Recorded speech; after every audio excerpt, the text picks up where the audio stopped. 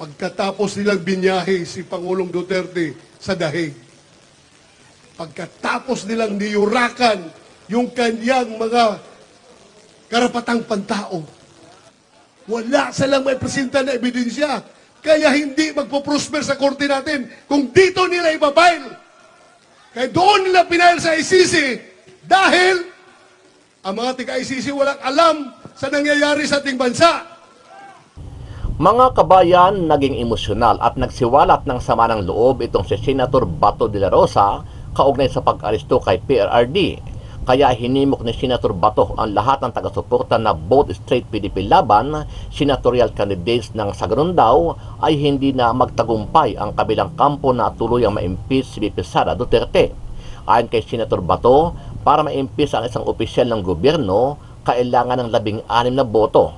So kung susuportahan nyo at mananalo ang Duterte plus Senator Robin Padilla, di na magtatagumpay ang mga kalaban na mawala ng tuluyan ang mga Duterte sa politika. Narito ang naging pahayag ni Senator Bato de la Rosa. Alam ninyo, pagkatapos nilang binyahe si Pangulong Duterte sa dahig, pagkatapos nilang niyurakan yung kanyang mga karapatang pantao, ang next nilang gagawin ay tanggalin si Vice President Sara sa kanyang pagiging Vice Presidente. Sobra na yun, di ba? Papayag ba kayong ganon? Sobra na yun. Sobra na. Kaya ako'y nakikiusap sa inyo, magkaisa tayo. Hindi na sila naawa sa matanda. Pagkatapos niyang binigay ang lahat ng kanyang buhay para sa Pilipinas, binigyan tayo ng magandang buhay, malayo sa problema sa krimen at droga. Wala silang may presenta na ebidensya. Kaya hindi magpo-prosper sa korte natin kung dito nila ibabail. Kaya doon nila pinail sa ICC dahil ang mga taga-ICC walang alam sa nangyayari sa ating bansa. Samantala, nagbigay ng magandang balita at good development itong si Hanilet Abansenya sa kasalukuyang sitwasyon ni dating Pangulong Duterte, kung saan ay nananatili pa rin siya sa detention facility ng ICC dyan sa The Hague, Netherlands.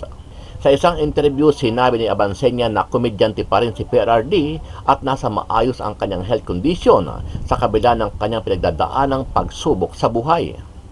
Kumusta na po yung health ni Pangulong Duterte at ang kanyang mga good vibes, you know? Alam mo, sa loob, sabi ng mga lahat ng mga nakakausap ko, iba-ibang guards, sabi nila, miskin na yung mga lawyers, komedyante pa rin daw, nakikipagbiruan sa kanila. At saka, ang masasabi ko lang about sa health niya, may ginagawa ang Panginoon, alam ko. May ginagawa ang Panginoon. Hindi ko na lang may detalye sa inyo, pero up to now, I find it so amazing how God has been at work. His hand is really at work. Maniwala kayo. Maging ang anak ni PRRD na si Congressman Paulo Pulong Duterte ay sinabi na nasa maayos ang kalagayan ng kanyang ama, kung saan ay mahilig pa rin daw itong magbiro. Ayon pa sa kanya, gustong ipaabot ni PRRD sa mga Pilipino ang kanyang pasasalamat dahil sa patuloy na suportang ipinapakita ng mga ito sa kanilang pamilya. Kong, kamusta po si Tatay Digong ngayon? Okay naman. Tawa ng tawa, kwentuhan, at pinapaabot niya sa Pilipino na he loves his country and the Filipino people and he will remain na utusan ninyo. Sa pagkain po, okay na ba ho yung pagkain? Okay naman. Meron nga yung isang security linulutuan sa Linulutuan din siya. Pinadala. Mababait sila lahat. Ako na maglabas. Mabuti naman. Tapos yung galang maglaba nga Coke Zero. Madala lang namin. Ngayon, nasa ano siya? Nasa medical.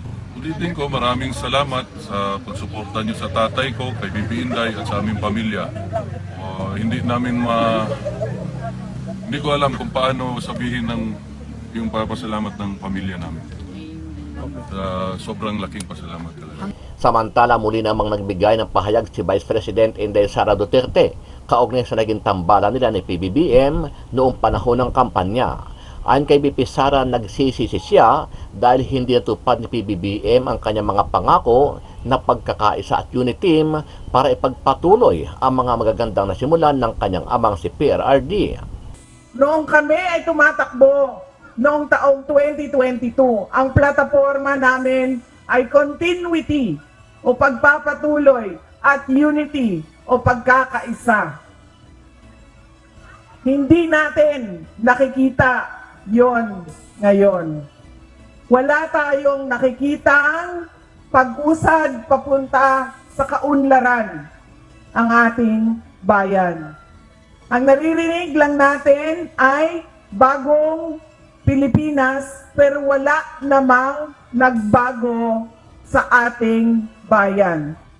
Dahil dito may tatlong bagay na hinihiling si VP Sara Duterte sa mga Pilipino ngayon darating na 2025 midterm election. Bakit kailangan tinatawag na block voting o straight vote ang gagawin natin? Dahil unang-una, kapag hinaluan ninyo ng ibang kandidato o leader na sa iba ang kanyang pamumulitika, ay magkakagulo lang, mag-aaway lang lagi at magbabangayan lang lagi. Pangalawa, kapag mataas ang boto at malayo ang agwat ng mga boto, ay mahirap siya habulin sa dayaan sa makina. Kaya dapat malaki at marami, katulad ng block voting, ang kinakailangan. At pangatlo, kailangan nagkakaintindihan yung mga leader kung saan ba talaga papunta ang ating bayan. Ano ang masasabi mo dito, kabayan?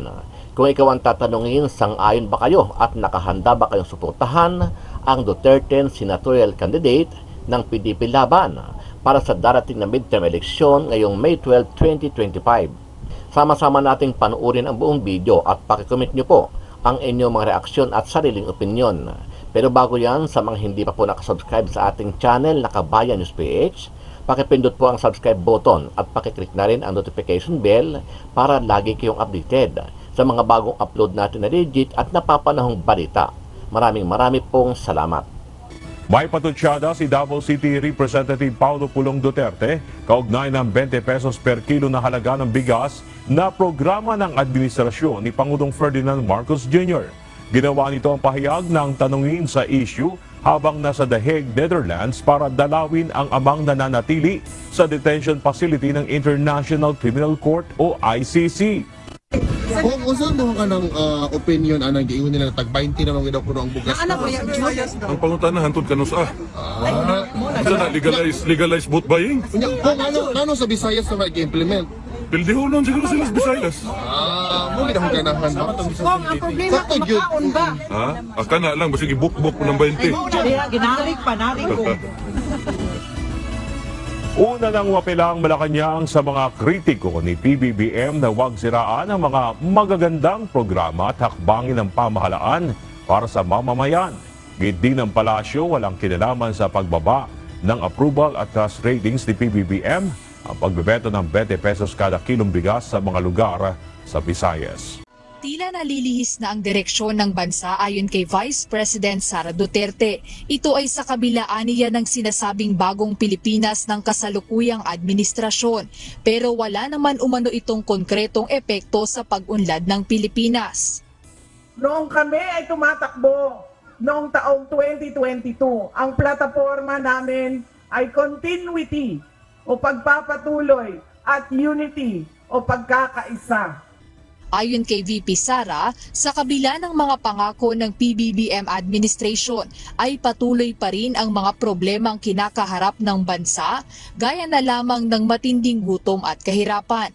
Marami pa rin aniya sa ating mga kababayan ang napipilitang mga ibang bansa dahil sa umano'y kawalan ng oportunidad sa trabaho at negosyo dito sa Pilipinas. Kaya naman sa nalalapit na 2025 midterm elections, nananawagan si Vice President Duterte na maging matalino ang publiko sa pagboto para sa tunay na pagbabago. Binigyang diin ni VP Duterte na mahalaga ang pagboto ng diretsyo o block voting. Bakit kailangan tinatawag na block voting o straight vote ang gagawin natin? Dahil unang-una, kapag hinaluan ninyo ng ibang kandidato o leader na sa iba ang kanyang pamumulitika, ay magkakagulo lang, mag-aaway lang lagi at magbabangayan lang lagi. Kaya sa pagdalo niya sa isang campaign rally sa lungsod ng Maynila, ikinampanya niya ang 10 senador na sinusuportahan ng kanyang ama na si dating Pangulong Rodrigo Duterte. Paliwanag ng pangalawang Pangulo, ang mga ito ay may layuning ipagpatuloy ang nasimulan ng Administrasyong Duterte. Wala pang bagong pahayag ngayon ang Malacanang hinggil sa mga patotsyadang ito ng Vice Presidente. Pero nauna nang tinuligsa ng PBBM administration ang mga batikos laban sa mga programa ng gobyerno. Kumusta na po yung health ni Pangulong Duterte at ang kanyang mga good vibes, yung mga papa-joke na sa loob? Kumusta po ang kanyang personal sa loob? Alam mo, sa loob, sabi ng mga lahat ng mga nakakausap ko, iba-ibang guards, sabi nila, miskin na yung mga lawyers, komedyante pa rin daw, nakikipagbiruan sa kanila. At saka, ang masasabi ko lang about sa health niya, may ginagawa ang Panginoon. Alam ko, may ginagawa ang Panginoon. Hindi ko na lang may detalye sa inyo, pero up to now, I find it so amazing how God has been at work. His hand is really at work. Maniwala kayo. That's why, nung last time na nandito ako, gusto ko nga yung isa-isa mag-share ng prayers. Yun din ang gusto ko. Every time na nagpupunta kayo dito, sana dasal, at dasal. Wala talagang magawa ang walang imposible sa Panginoon. So, ibig sabihin positive po dahil since nakakapag-joke ang Pangulong Duterte, meaning siya po ay nasa magandang kondisyon. That's really good to know, Ma'am Hanelet. Thank you very much. Kong, kamusta po si Tatay Digo ngayon? Okay naman. Tawa ng tawa, kwentuhan, at pinapabot niya sa Pilipino na he loves his country and the Filipino people and he will remain na utusan ninyo. Galing pa sa tatay niya raw, sa kanya hanggang sa aming mga anak. Yun yung gusto niya paabot sa inyo na kami ay forever, ang pamilya namin, maging utusan ng mga Pilipino. Sabi niyo, tumatawa siya. Ano yung pinagtatawanan niya kanina? Mga jokes namin sa pamilya. Okay. Ano ho, may mga special request ba siya or? Yun, pajama. So, bibili ako mamaya. Primark lang siguro para mura. Tapos, yun, brief, mga ganyan. Tapos, itong jacket, gusto niya. Ito ko maiwan. Anong style ng brief? Sir, may tanong kasi sir kung nalabahan na ba daw nimo ang brief sa imong papa? Karon na pa sa sulod, basi Monday siguro.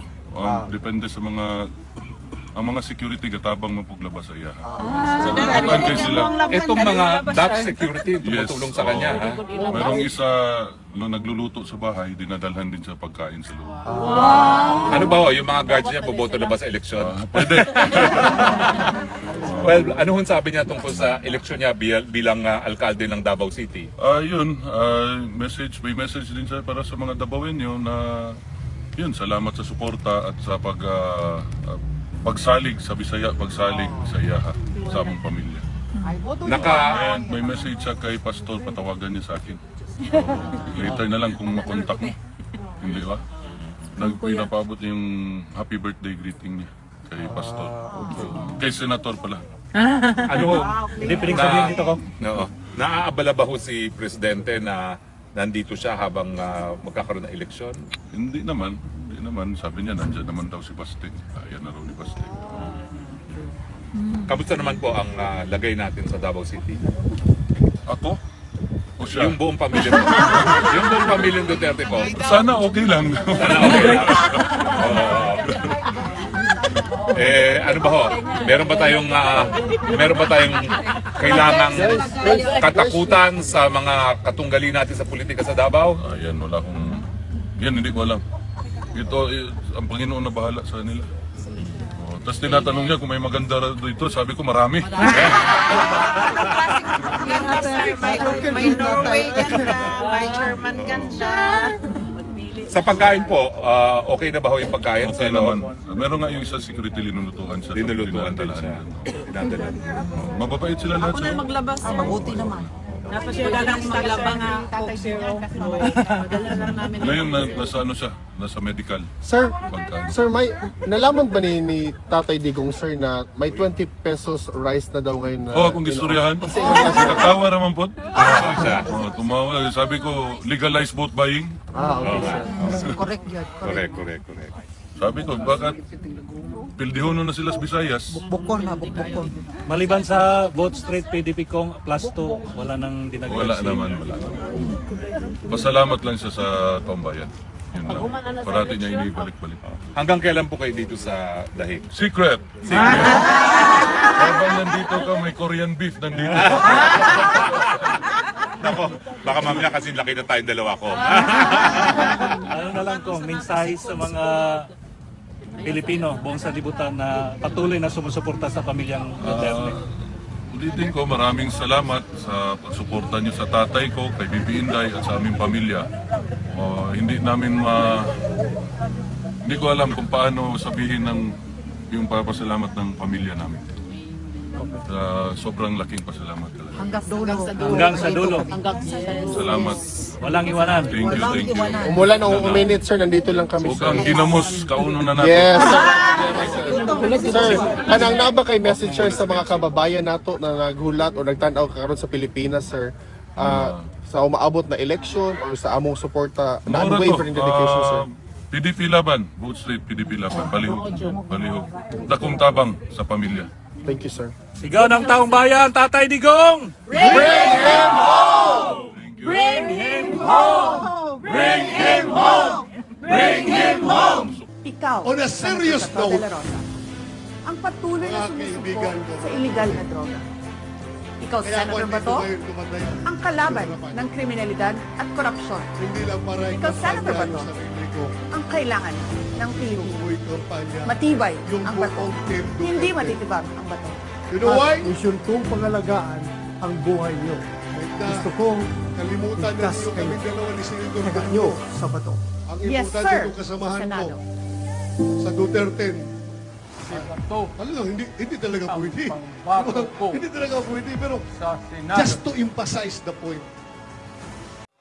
On a serious note, mga kaibigan ko, mga kapatid, kaya ako andito ngayon tumatayo sa inyong harapan.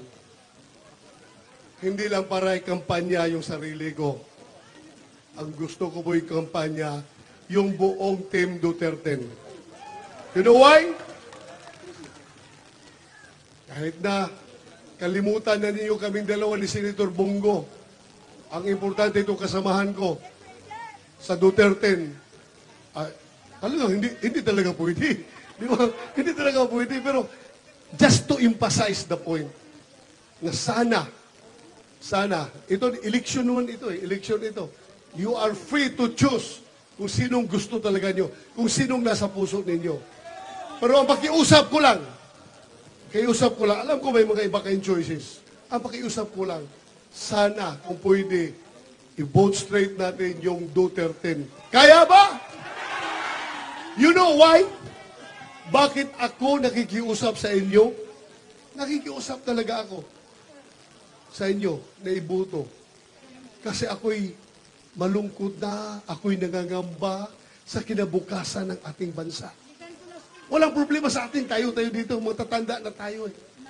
Pero iniisip ko, yung ating mga anak, yung ating mga apo, anong madadatnan nila na klaseng Pilipinas kapag pabayaan natin ang ating bansa? Marami ngayon, hindi ako nagmamagaling. Maraming politiko ngayon, ang mahal nila, sarili lang nila. Hindi nila iniisip yung kinabukasan ng ating bansa. Ganun talaga. Malungkot ako. Hindi ko siya sabing santo ako. Wala akong ginagawang masama. Meron. Makasalanan rin ako. Pero kahit na anong klaseng kasalanan ginawa ko, hindi ko pa rin ipagpapalit ang kinabukasan ng ating bansa para sa sarili ko. Kaya ako nagkiusap sa inyo, alam ninyo, Pagkatapos nilang binyahe si Pangulong Duterte sa dahig. Pagkatapos nilang niyurakan yung kanyang mga karapatang pantao. Pagkatapos nilang binaliwala yung ating mga legal na proseso. Pagkatapos nilang niyurakan ang ating konstitusyon, anong sunod nilang gagawin? Ang next nilang gagawin ay tanggalin si Vice President Sara sa kanyang pagiging Vice Presidente. Sobra na yun, di ba? Papayag ba kayong ganon? Sobra na yun. Sobra na. Kaya ako'y nakikiusap sa inyo, magkaisa tayo. Tayo mga tao dito sa Visayas, Mindanao, sana magkaisa tayo para pakinggan nila ang ating boses. Para pakinggan nila yung ating hinaing. Kasi kung hindi tayo nagkakaisa, nagkawatak-watak tayo, baliwala tayo sa kanila. Kanila pa rin sariling agenda ang gusto nilang masusunod. Bakit nila binyahe, pilit na kinidnap si Pangulong Duterte at dalhin sa ibang bansa? At ngayon, si Inday Sara, kanila na namang i-impeach. Na-impeach na nila, pero gusto nila makonbikto talaga through the Senate. Dahil gusto nilang mairis ang mga Duterte dito sa politika ng Pilipinas. At sila ang mamamalagi sa kanilang pwesto at sila ang forever na magro-roll sa ating bansa. Bakit tayo? Tayo ba ay mga second class Filipino citizen? Hindi tayo pwedeng mag-lead ng ating bansa? Sila lang? Ang ating hanap lang ay fairness at justice, mga kaibigan ko. Kaya, alam niyo, sinabi ng ating konstitusyon, it takes 2/3 vote of the Senate to convict an impeached official. So what is 2/3 vote of the 24 sitting senators? 24, 2/3 yan is 16, di ba? 16. Kung merong 16 na mga senador magsasabing, yes, konbiktado si Vice President Inday Sara, tapos na ang kinabukasan ng Pilipinas. Tanggal na. Pero kung merong siyam na magsabi na hindi, ayaw namin, hindi nila matanggal si Vice President Inday Sara. Kasi kung meron tayong siyam, anong maiiwan sa 24? 24 minus 9, 15. So 15 lang makukuha nila, so hindi sila makakuha ng 16. Kasi 16 ang kailangan na boto. So kaming Duterte, Bisaya, Lisudan, Bisaya. Duterte, tama no? Duterte, 10 kami, dagdagan pa ng incumbent senator, si Senator Robinson Padilla, so 11 na kami. So kaming, kung makalusot kami 10 plus Senator Robinson Padilla, 11 na. Pag 11, more than 9. That's more than enough to save Vice President Inday Sara. Yun lang pakiusap ko sa inyo. Kaya natin gawin yan. Dapat gawin natin kasi alam niyo, hindi na sila naawa sa matanda. Pagkatapos niyang binigay ang lahat ng kanyang buhay para sa Pilipinas, binigyan tayo ng magandang buhay, malayo sa problema sa krimen at droga, hindi tayo natatakot kahit saan tayo maglalakad. Pagkatapos, yun ang ating kanyang binayad sa kanya, ibiyahe siya sa ibang bansa, at ipagkanulo sa mga dayuhan. Bakit? Kung may kasalanan siya, bakit hindi siya papailan ng kaso dito sa ating bansa? Di ba? Meron bang korte dito sa Iloilo na sarado? Ha? Buong Pilipinas, open ang lahat ng korte. Nagpapangsyon ang ating judicial system. Bakit ayaw nila mag-file ng kaso dito? Dahil ito ang masakit na katotohanan. Karamihan sa sinasabi nila na 30,000 kuno na mga pinatay or namatay ng war on drugs. Yan, ang karamihan dyan ay drawing. Wala silang may presenta na ebidensya. Kaya hindi magpo-prosper sa korte natin kung dito nila ipapail.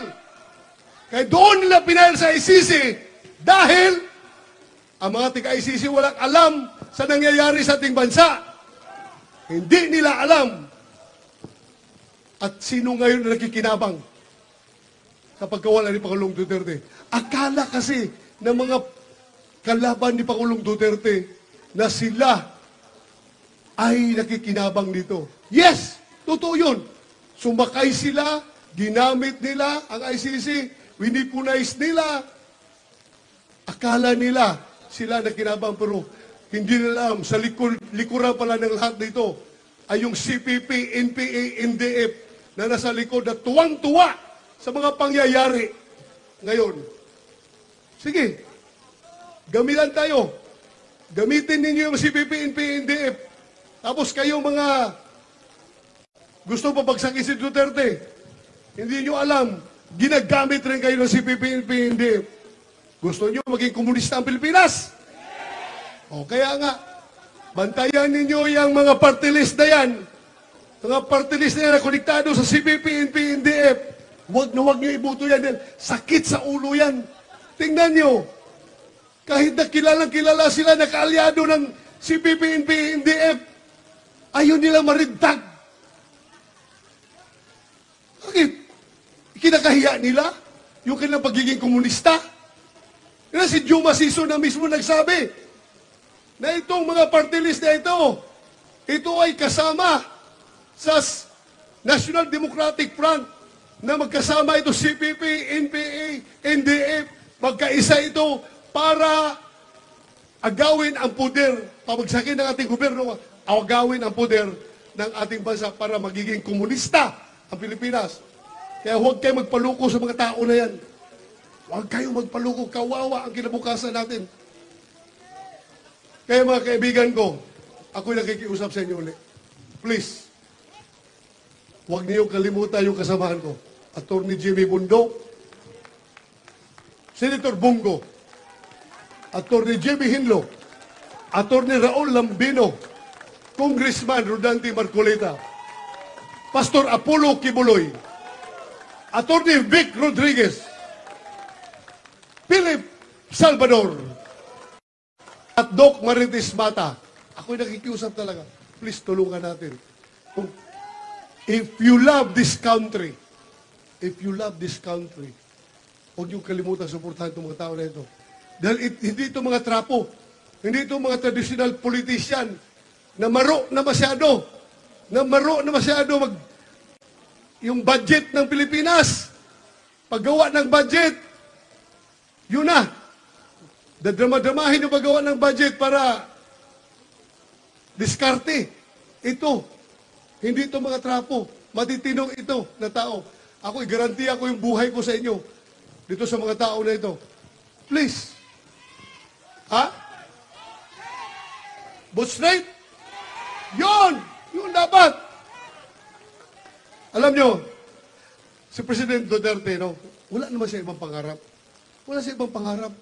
Kundi makaiwan siya ng ligasiya dito sa Pilipinas na tayo'y mamumuhay. Sabi nga niya, I'd rather live in hell as long as my people are living in paradise.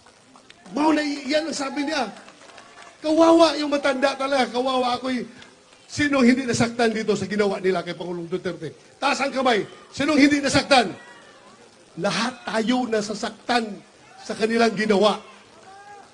Alam nyo, nandun ako sa Cotabato, merong lumapit sa akin, isang fighter ng MILF, yung bungot dito, tapang talaga, warrior na warrior, lumapit sa akin, yung MILF. Sabi sa akin, Sir, pwede ba kitang yakapin?